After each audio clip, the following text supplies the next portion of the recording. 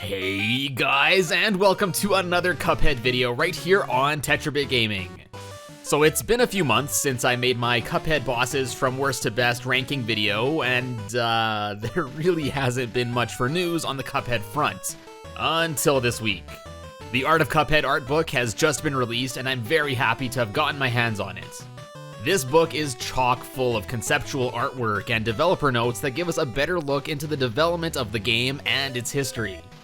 This will essentially be a sequel of sorts to my Cuphead Lost Bits video, which if you're into Cuphead and unused content, definitely make sure to check it out. This art book is 264 pages long, so obviously I won't cover every single notable thing in it, but rather what I think are some of the highlights and maybe some parts that shed some light on things I've discussed in previous videos. Anyways guys, let's crack open this book and see what we can find. But actually, sorry, just kidding. Before we get to the book itself, just wanted to show you guys this cool set that came with this edition of the book. It's like 3 layers of art on acetate sheets that shows us how the title screen was layered for animation. Pretty cool. Okay, now where else can we start but the hardest level in the game? Turns out this level, with a high IQ learning curve that has bested some, was initially planned to feature the characters platforming over tools and materials of an artist, such as an artist's stool, boxes of paper, etc. The idea was the start of the game would have been like the start of an art project. Pretty fitting, no? But this was obviously later changed to just basic geometrical shapes, as the developers felt that the more generic this stage got, the more focused it felt. And I guess the basic geometrical shapes still maintain that early stage of drawing aspect. Before we go on to some more stages and bosses, let's have a look at some concept art for our protagonists, Cuphead and pal Mugman. First, we have this art that appears to show how Cuphead was planned to be able to what looks like curl up and transform into a small alternate form, perhaps to add a sort of morph ball-esque mechanic from Metroid. Then, based on this concept art for Cuphead, it looks like the straw in his head was definitely planned to play a much bigger role in the game. It had a face, played a bigger role in the energy beam attack as it would like wrap around the beam, Cuphead would use it like a shotgun, maybe grab enemies, and more. Then for Mugman, before settling on a different straw style, several different inserts were being considered for Mugman's head, including covers, a spoon, a sugar cube, and even whipped cream. Also, yeah, this was one of Mugman's early designs. Glad it was changed. This art book also outlines several different designs for Cuphead and Mugman's supportive cast. Most notable are the concept sketches for Elder Kettle and Legendary Chalice. I really like most of the concept sketches for Elder Kettle in particular. While some are just meh, some have a really cool look to them, but they don't seem to quite fit the game's overall art style, so I think they made a good decision with the final design. Then for Legendary Chalice, there's a much more diverse set of concept sketches that predated her more feminine look. Everything from a bearded boxing angel cup boy to a wise sage design to a beer foam topped Viking and everything in between.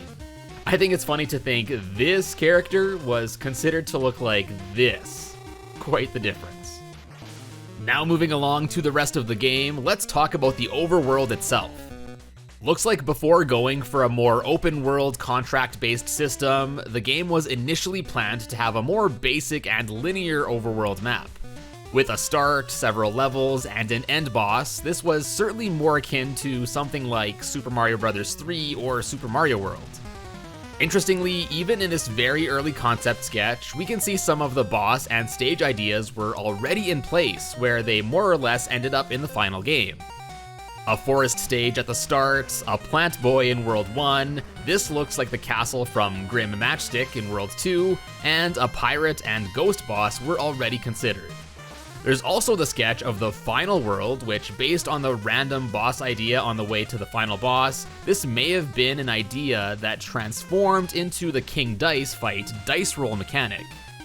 We can also see from this early concept art that it looks like each stage was just simply numbered with a building or just had a sign.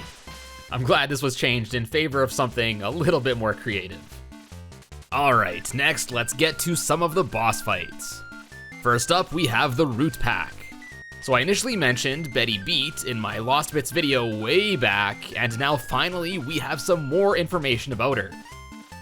Well, for starters, her actual name is Beatrice Lutz, with the Lutz surname paying homage to one of the developer's favorite characters from Phantasy Star, Noah, whose name in the Japanese version was Lutz. Anyways, this book reveals some more concept art for Beatrice. Here we once again see her abusing her babies as she squeezes them like a stress ball and readies them to be thrown at the player. Interestingly, these designs look pretty different than the ones I've already seen up until now. Here we can also see several other potential designs for her, like having her eyes on the stalks instead of the actual beat.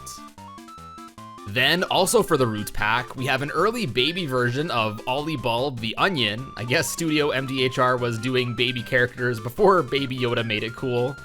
Then also this early design of Sal Sputter, which would have seen him have multiple sets of eyes. Ha, get it? 'Cause potatoes have eyes? Apparently though, they felt that this design was way too similar to this potato from 1938 cartoon Tears of an Onion, so they decided to rework it.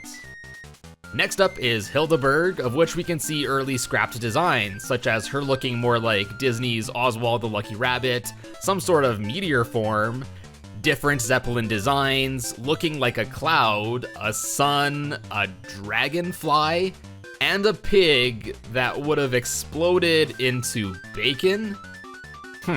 Okay.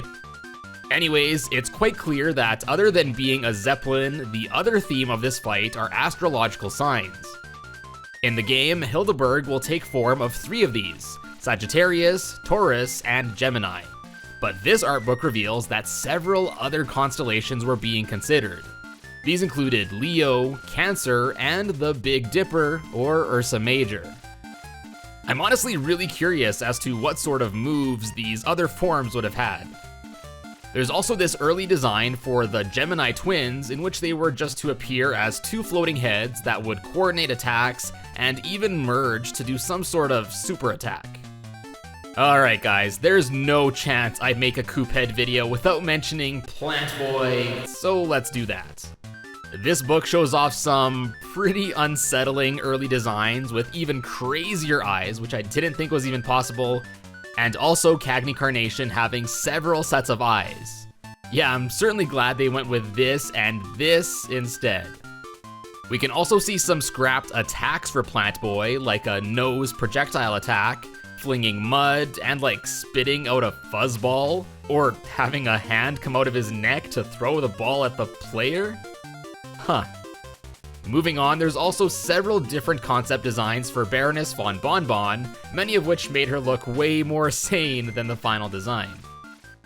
Then, if you hate clowns, you might want to look away for a bit, as this book reveals several early designs of Beppy the Clown, many of which are pretty creepy.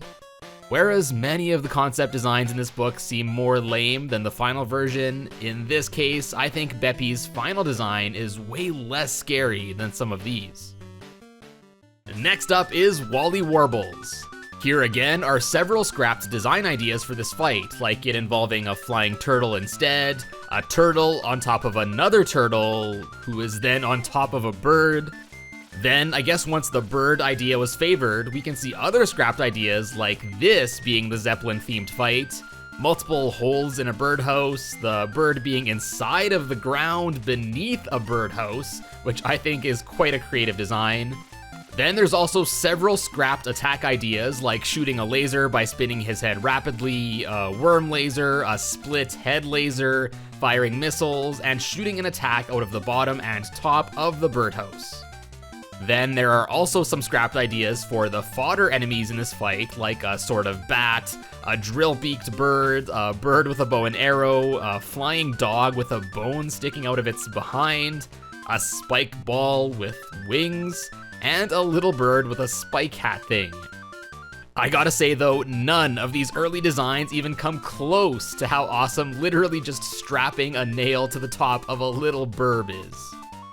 For Captain Briny Beard, here we just see a scrapped phase in which several fish would chow down on him, transforming him into a spooky, scary skeleton pirate.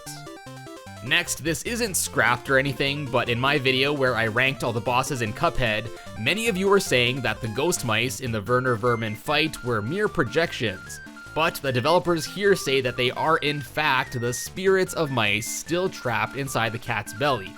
Oh yeah, and the cat's name is apparently officially Katzenwagen. So yeah, since Katzenwagen is actually a machine being controlled by Werner, I guess since he did eat those other mice, that's pretty cannibalistic. Alright, next, this book shows off several early designs for Dr. Kull's robot. And the developers here also reveal that initially the robot was planned to be distinctly female before going for a more genderless look.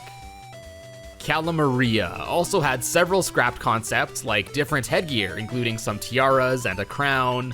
She was also experimented with looking pretty swole and sporting a tattoo, I guess more so going for a Popeye sailor look, and also wielding some different weapons like a sword or an anchor.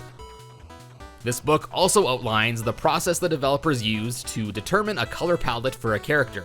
They would basically place them on a background and play around with the color schemes until one looked best against it. So yeah, here you can see some other planned color palettes for Cala Maria.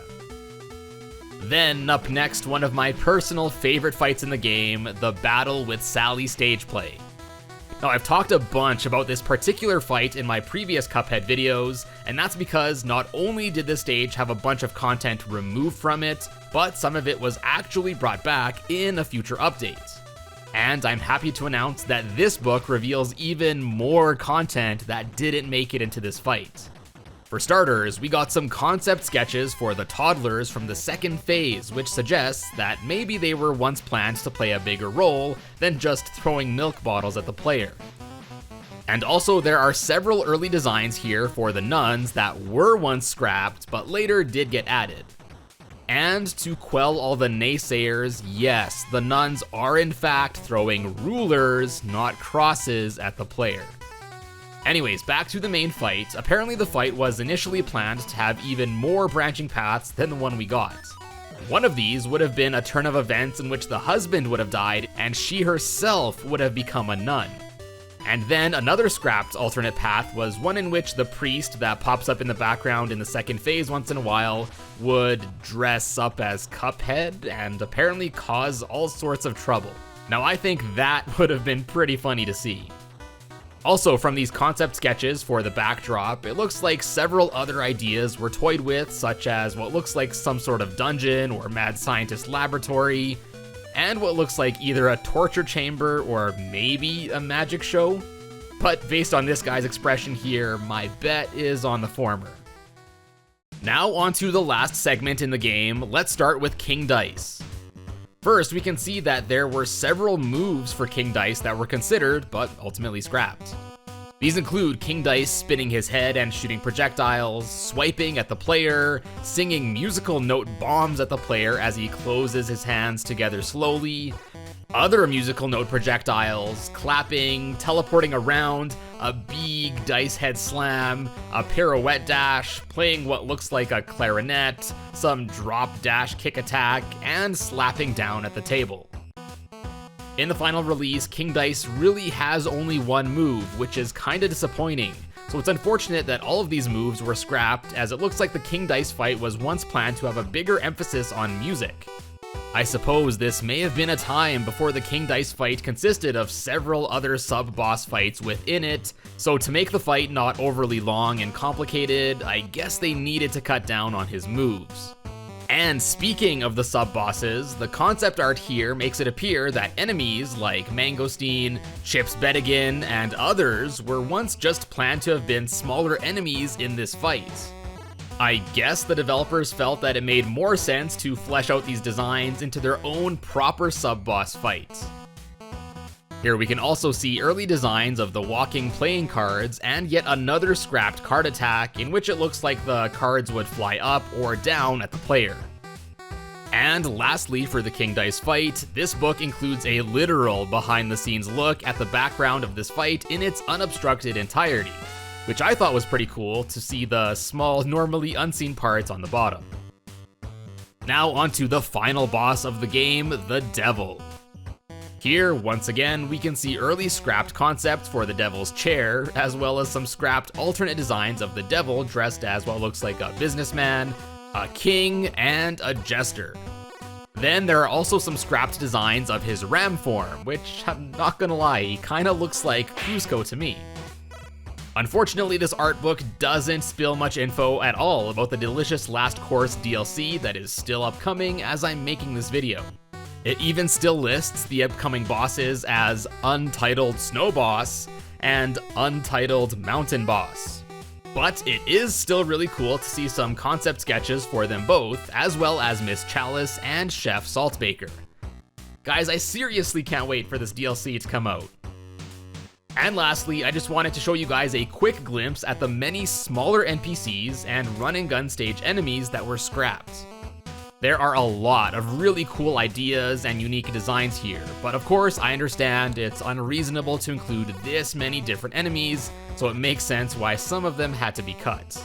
But let's give them a bit of a moment in the spotlight here.